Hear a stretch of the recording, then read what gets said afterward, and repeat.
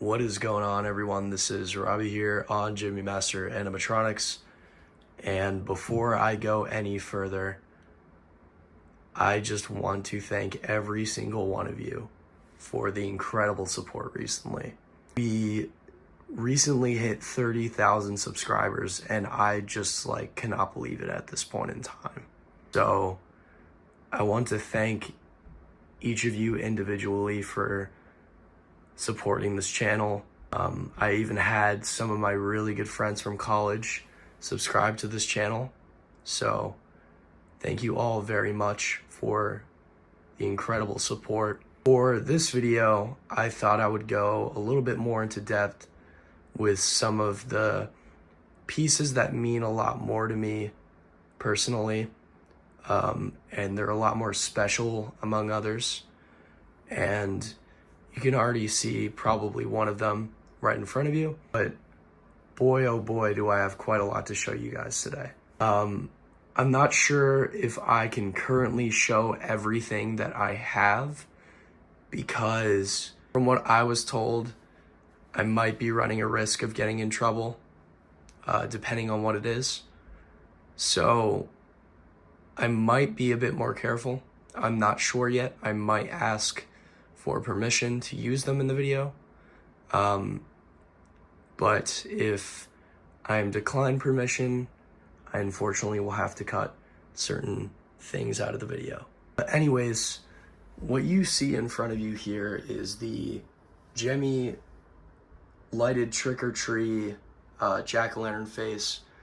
I'm sure a lot of you have seen this item before. It's a bit more of an obscure series in my opinion, and what's pretty cool is that I was able to complete the entire set of these things. Now this one is very, very early in the prototype stage. You can tell that the nose is not even painted, and the rest is. I was thinking that maybe this was painted at one point, because this did come from the Castle Muskogee, and I'm sure a lot of you are pretty familiar with that place now, and really just do not take the best care of these things. Originally under the impression that the paint might have chipped off at some point, but I really don't think that's the case with this item. It is just really cool to own a piece like this. It's entirely made of this weird clear resin material, and the entire backplate is made of resin as well. Probably the most shocking part about this item is this right here. And this is Clint Ford's signature. And I was able to get this signed during my trip to Texas over the summer. Now, if you know me pretty well, then you probably know that I did take a trip to Texas over the summer to get a tour of the Jemmy headquarter building. It was a lot of fun. I had a great time. I also went with one of my really great friends, Chase Early. Just overall an amazing time. We got to meet a bunch of old Jemmy employees as well. So it was just incredible. And I feel very thankful that everything worked out, because I'm not gonna lie, it was pretty scary leading up to it. But all in all, it was a great trip. I was insanely nervous. You don't understand how nervous I was walking into that headquarter building, because you really don't know what to expect. But I do want to mention that all of the employees there are super, super nice, so welcoming. It's just overall such a great working environment. And my ideal goal after college is to somehow secure a position at their company. But anyways, before I get sidetracked anymore, here is Clint Ford's signature.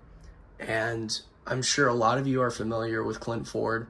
He did a lot of the voices for the older Jemmy items, including this item here. So I got to meet him actually on the day of my flight going back. We had to, Chase and I had to wake up super early that morning. I think it was probably around 7 in the morning. and we met him at a Starbucks near the airport, actually. And he's so nice. Like, he is just super funny. I literally could listen to him talk for hours. Like, just so awesome being around Clint. Like, he just has so much energy, and I'm forever thankful that I got to meet him. A lot of the items that I personally grew up with, and I'm sure a lot of other people grew up with, he played a major role in them. So, yeah, this is just an absolutely incredible item to have. I feel very lucky. It's really not something you see every day. So this is just one of those things that I will be keeping for the rest of my life. Now this item, I'll explain this before I move on, but this item needed a lot of work, and when I first got it, all it did was light up. And I was under the impression that this wasn't programmed to have sound, but it should have been more obvious to me at the time, but I didn't really know until I opened it up. But a full-on H-bridge in there and a bunch of loose wires hanging around everywhere. So it was quite obvious to me that this item at one point did have sound. And then I was later told that it did have sound at one point, but the board was completely dead. And my guess is that it was dead due to corrosion. So I ended up using a production board on this item from one of my other trick-or-trees. Has the same exact audio, or the intended audio for this item. It was kind of a pain to wire everything up because you can kind of tell that these wires are very thin. They're like those like micro wires, I guess you could say. And yeah, it was just an absolute pain because almost every wire, like each eye here and the nose, were completely blackened due to corrosion and water damage in general. So I had to work on this for probably around 2 hours just to wire everything up correctly. And I also replaced the battery terminals as well while I was at it because the originals were completely far gone. Like, I think when I removed the original wires connected to one of the terminals, it split in half. So that just gives you an idea of how rusted it was. I cleaned it up, put new contacts in, put a bunch of new wiring in here, new speaker, and it works great now. So yeah, here's this item. I guess we will move on to the next one. So moving on, this is going to be a bit more brief because I have shown this a lot in the past, but as you can see right here, this is a Jemmy Freaky Geek Frankenstein presentation art. This was created by one of the former employees at Jemmy Industries, and along with Clint, I got to meet this employee as well. And there is his original signature there. For the sheer sake of his privacy, I will not be mentioning his name, as I do not think he wants his name out there. But it's just very cool to have this here. And the most shocking part is that I received this as a Christmas gift from my parents. It was absolutely just such a shock. They made it happen, and I'm just forever grateful. And it's just one of those things that I will never get rid of. And you can see the resemblance here. And I also have a Freaky Geek down here, and I have a few others as well, which is not here right now. That one actually has board issues, so I'm gonna have to fix that one at some point. So yeah, overall though, it's just so incredible to have this because I'm sure a lot of you know I now have this here, and this is a pre-production unit, so it just fits very well in my opinion. So yeah, I guess that is it for that specific piece. I will now be moving on to some of the more interesting ones, I guess you could say. All right, so moving on, we have quite a few original art pieces that I received during my tour of Gemmy Industries. You see down here, we have a life-size gargoyle, which I have a more finalized picture of right above it, so I will show you that in just a second. And then we of course have this snowman here. This came from one of the newer employees. I think he's been working there for around 2 years at this point in time. And he was just super nice. It was awesome meeting him in person.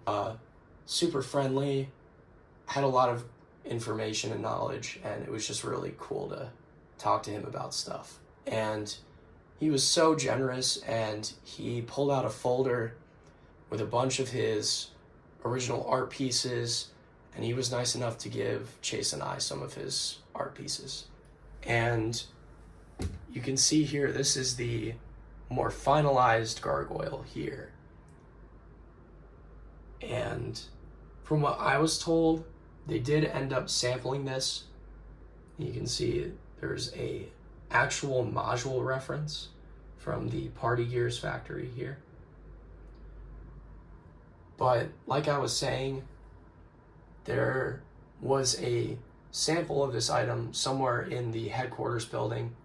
I unfortunately did not get a chance to see it myself, but I assume that this might be released in 2024 if I had to guess. And you know, I think it looks really good. I just hope that the actual item itself lives up to this art here, because you can see there's just incredible detail everywhere. So yeah, it's just really cool. Next up here, we have an item that actually got released this year at Lowe's.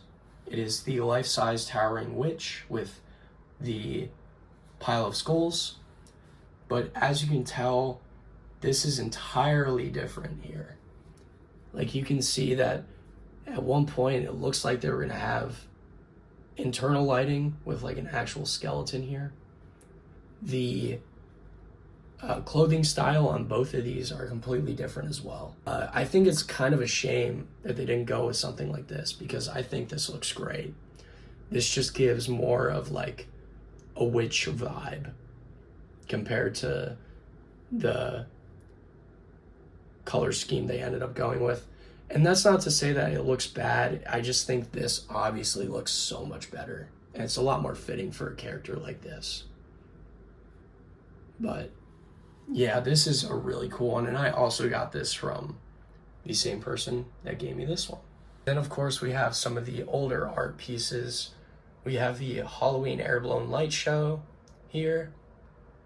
We have the eyeball airblown in the hand, or airblown giant monster hand holding eye.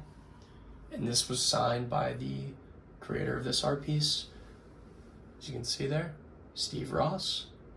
He is also a very nice guy. I got to meet him during the Gemmy tour, and he was super nice. And then up here we have another older art piece. This is an item that was sampled. This was owned by Jason Jones at one point, and it was sold over eBay. But unfortunately it did not get released. So yeah, this is it for this side. I only have a few more items to show, so stay tuned. All right, so last but not least, we have this right here, which means a lot to me because this is from my childhood. This is a childhood photo. One of my first ever air-blown inflatables was this big haunted house here. And you can see I'm with my grandparents, who unfortunately passed away. And like the Freaky Geek, this person also created this haunted house, and I was fortunate enough to get this signed as well. And the final piece of art that I received from this same person is the original Frady Cat sketch, which I was able to print in pretty good quality, I'd say. It's not perfect, but I think it's pretty cool to have. I do have a very, very late sample Frady Cat. It does need some work because the mouth is very janky and it's unpredictable. It breaks all the time, so I'm gonna have to figure out a way to fix it so it will last on a longer scale. But for now, here is the image of it. Looks very good. This person is such a talented artist. It's very impressive what he was able to do. And fun fact, this sketch was done before he even worked at Jemmy. I think this one dates back to 1998, I want to say. Maybe even 1997. One of those 2 years, he ended up sketching this cat, which once he was at Jemmy, later became the Frady cat. So it's a very neat little original sketch to have here. And of course, this is just a copy of it. I unfortunately was unable to acquire the original sketch. I wanted him to have it though, because that is his work, and I just wanted to be respectful. So he was nice enough to let me take a picture of it, and I scanned it, and I think it turned out good. But yeah, I think that is pretty much all I have to share with all of you today. Again, want to thank all of you for the incredible support recently, and I hope that 2024 will be the year that I consistently upload again. I have quite a lot of new pieces that I have not showcased yet on this channel, so definitely stay tuned. It's going to be a great year. So yeah, anyways, thank you guys so much for watching, and I will see you in the next one.